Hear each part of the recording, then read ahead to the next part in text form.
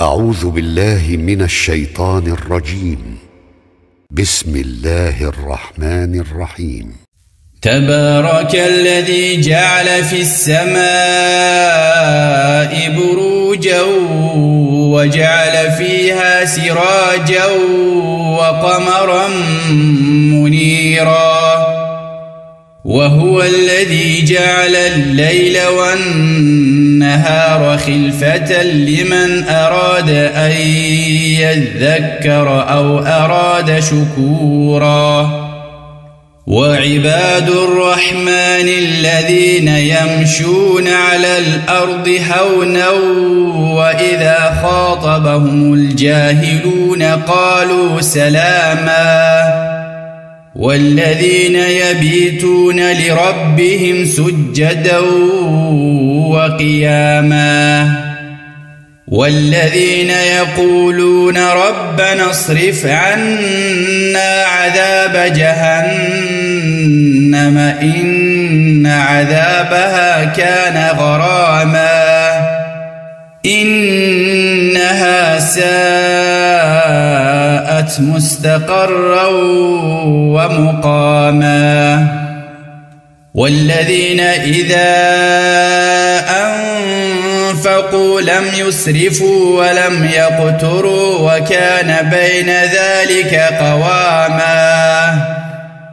والذين لا يدعون مع الله إلها آخر ولا يقتلون النفس التي حرم الله إلا بالحق ولا يزنون ومن يفعل ذلك يلقى أثاما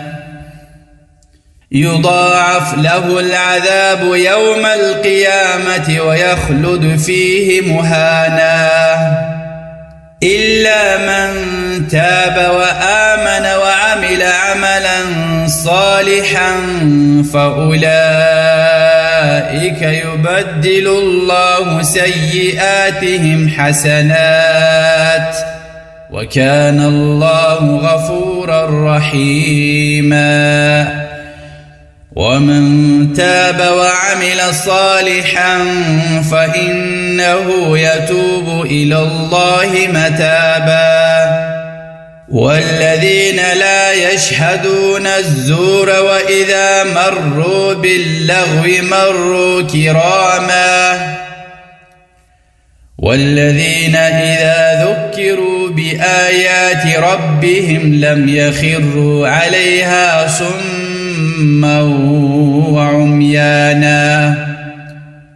والذين يقولون ربنا هب لنا من أزواجنا وذرياتنا قرة أعين واجعلنا للمتقين إماما أولئك يجزون الغرفة بما صبروا ويلقون فيها تحية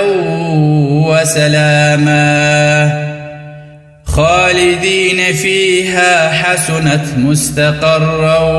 ومقاما قل ما يعبأ بكم ربي لولا دعاؤكم فقد كذبتم فسوف يكون لزاما